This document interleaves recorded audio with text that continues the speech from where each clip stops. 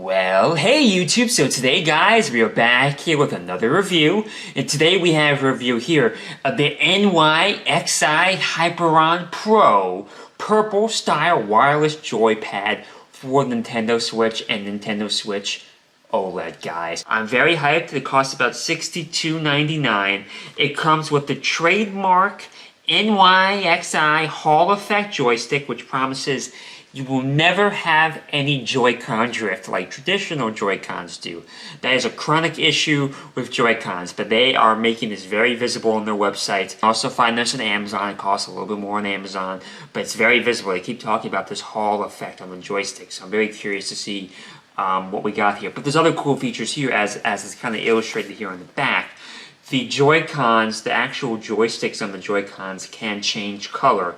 There's about 10 different colors to choose from. The amount of colors there is very impressive. You can choose your level of vibration on the fly. You can also choose your button mapping on the fly. We'll look into those more closely once we open the product up, but that stuff can be found here. It comes with a USB charging cable, it comes with that user manual, it comes with a frame as well, which is to be expected.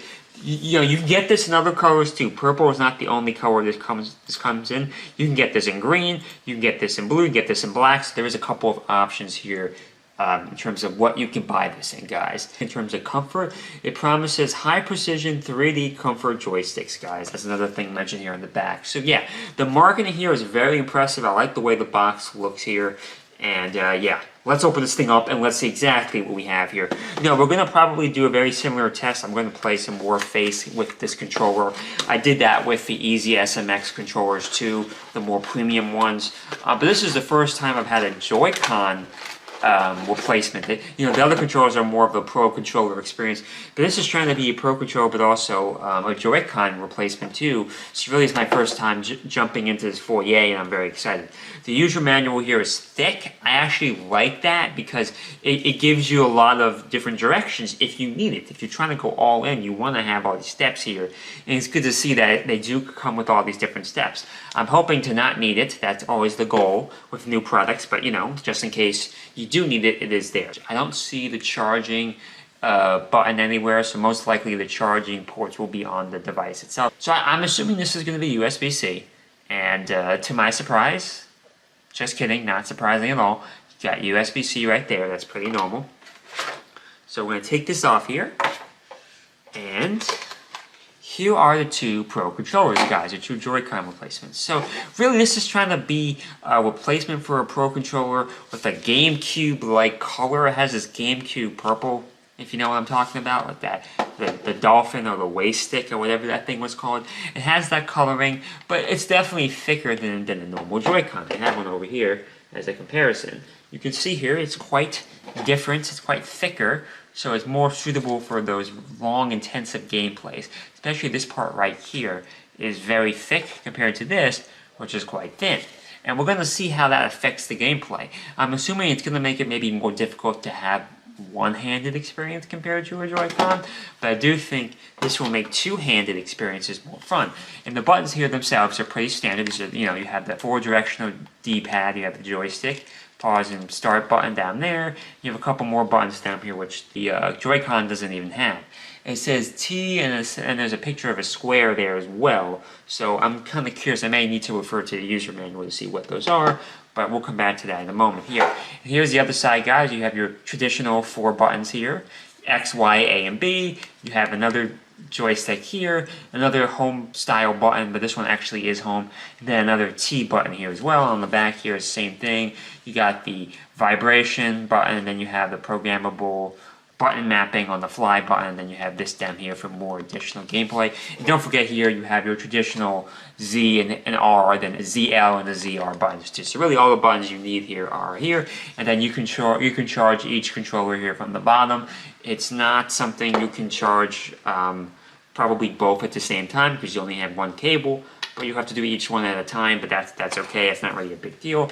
So let's put this in like this. Obviously this is how it's going to work, and let's see how it feels with it together, guys. So it definitely feels better while it's together. This is how it looks when it's together. This feels like how it's supposed to be put together. Like the other way, I have to say, it feels a little bit unnatural. Like on it like this, I don't know, maybe I'll get used to it, but really playing it like this is very unmatched to any other Joy-Con I've tried before.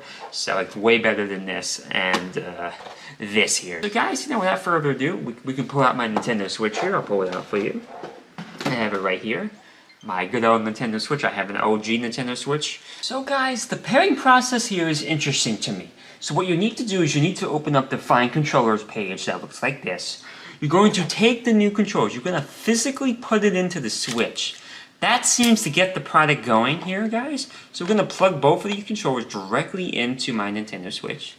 Like that, guys. So just like that, guys, we're in business here. These two bad boys have now been officially paired to Nintendo Switch, and you can control it as you were before, guys.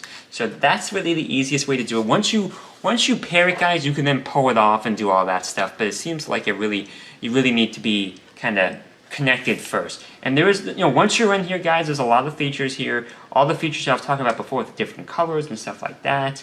All that stuff really becomes more apparent. So guys, to change colors on this thing is a little interesting. What you're going to do is you're going to hold down the T button here, and then you're going to click this button too, and then let go of them at the same time, like as followed. Like that. And just like that, guys, we change it to yellow, blue, green, purple, yellow, orange, purple, white, rainbow, and back to red, guys. So that's how you change the colors. To accomplish the brightness settings, very similar. You're going to hold down that T. Once again, the T is the master at brightness, and you're going to press up to go more bright, and then press down to go dark. So it's kind of cool how that works. I like the customization there. Both Joy-Con works independently of each other, so everything we just did, we would have to do on the other side. But just use this as a reference of how it's going to look, pretty much.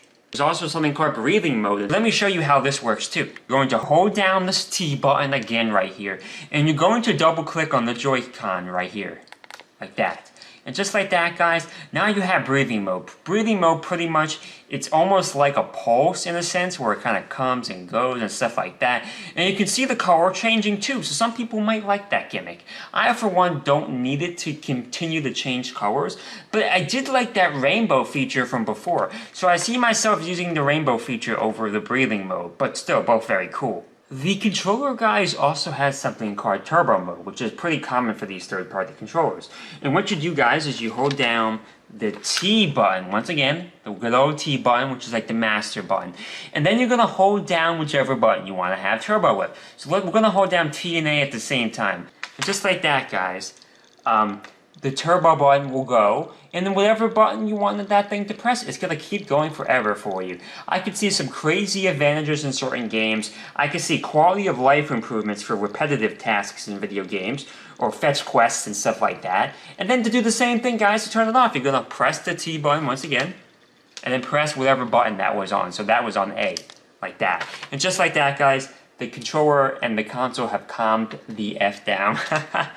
But there's other cool things we're going to do too. Let me show you what comes next. Another very cool thing is button swap. So to conduct button swap, you're going to hold down the M button here on the back, and then you're going to press the button that you want to button swap with. So let's press A, because we really enjoy using the letter A on this thing, right, guys? And what that means is now you have this button down here, and now this becomes A. It's another way to do this, guys. You're not going to have that macro unless you could, in theory, program the macro on this button too. But just like that, guys, you now have A back here. And now we can press A like we had A on the back here, guys. So this thing really has a whole wealth of features here, I mean, really. So guys, now with all those crazy buttons and colors set up, it's time to test out a game here. I have Super Mega Baseball 2, which is a fun single and multiplayer baseball game. I'm going to turn off the volume because you never know with copyright laws and copyright claims on YouTube these days. It's always been a problem, but some things never change. And we're going to test out using these crazy looking controllers in a single player game just for some good fun. And then we're going to see how this thing plays out. I'm very curious to see how this does. But what I can say is, holding this in my hand, it really feels like one of those old classic GameCube controllers. That's how this feels to me. It really feels great in the hand. I think it contributes to a very positive game experience here, I must say. Look, I'm not a pro gamer. I'm a pretty casual gamer these days because work and stuff like that really has taken up a lot of my time. But when I can play Nintendo Switch, I do. And I think this really could be a really great alternative because I don't know about you, Pro Controllers don't feel natural on the Nintendo Switch. I still feel like they're not meant for it as much as the Joy-Cons are. So I do tend to go with the traditional Joy-Cons, but now I have a way to get the benefits of the Pro Controller for certain game experiences where maybe it would be better that way. But then I get to combine it with this middle piece here, which really makes the Joy-Con experience great on this too. It's not just the Pro Controller, it's the Joy-Cons by themselves, and the Pro Controller experience together. It really brings the best of both worlds. Honestly, there's not much of a point at this point to really go back to my traditional Joy-Cons unless I have a second player. I think I just hit a home run.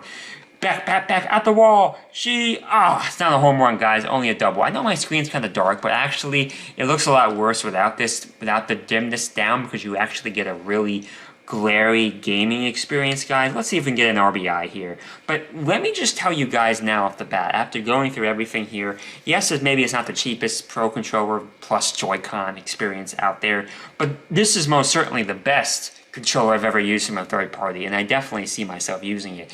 It's not perfect, guys. This is a little flimsy, I must say. Like, there is some shake here. You see that? There is some shake here. I wish this was maybe a little bit more firm. Maybe firm's the best word. Maybe it's because you can see how thin this is compared to this. You see this kind of space here, this gap. I wonder if maybe some concessions were made there. But other than that, guys, those are two small concessions. Otherwise, this is the definitive Switch gaming experience, guys. And the experience is just as great when you have it fully plugged in here like this.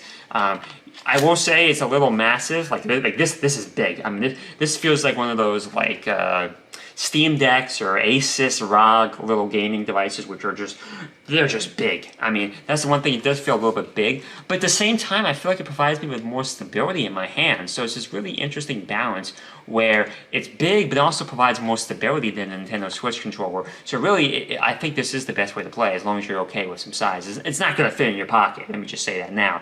You got to pull them out and stuff like that. They also do have a case that comes with this online. It's about 35 bucks. You can buy it from NYXI.